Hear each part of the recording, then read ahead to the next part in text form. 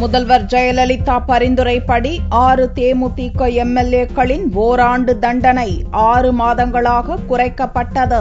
இதை கண்டித்து திமுக சட்டசபையிலிருந்து வெளிநடப்பு செய்தது. தமிழக சட்டசபையில் பிப்ரவரி 8ஆம் தேதி தேமுதிகவினரிடையே கைகலப்பு ஏற்பட்டது. அதிமுக ஆதரவு தேமுதிக எம்எல்ஏக்கள் தாக்கப்பட்டது தொடர்பாக சபை உரிமைக்குழுவிடம் புகார் சென்றது.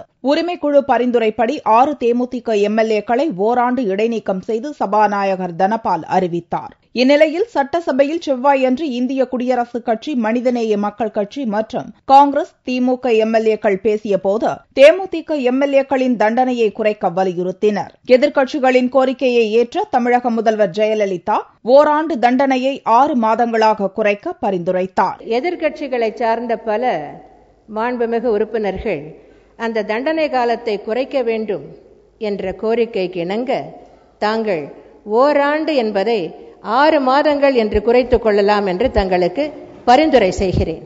இதை அவை முன்னவர் பன்னீர்செல்வம் ஏற்றுக்கொண்டு தீர்மானம் கொண்டு வந்தார். இந்த தீர்மானத்தை குரல் ஓட்டெடுப்பில் நிறைவேற்றிய சபாநாயகர் தனபால் தேமுதிகவினரின் தண்டனை 6 மாதங்களாக குறைக்கப்பட்டுள்ளதால் அதுவரை சம்பளம் மற்றும் சலுகைகள் வழங்கப்படாது என்று அறிவித்தார்.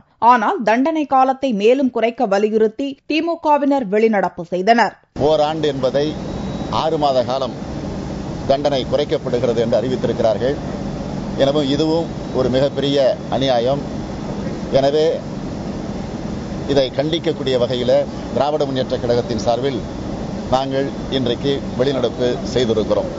ராஜ்யசபா தேர்தலில் தேமுதிக பங்கேற்க முடியாத வகையில்தான் அக்கட்சியினர் சஸ்பெண்ட் செய்யப்பட்டுள்ளனரா என்று செய்தியாளர்கள் கேள்வி எழுப்பியதற்கு பத்திரிகையாளர்களுக்கே அது தெரிந்திருக்கிறது என்றால் உண்மையாக கூட இருக்கலாம் என்று ஸ்டாலின் தெரிவித்தார்.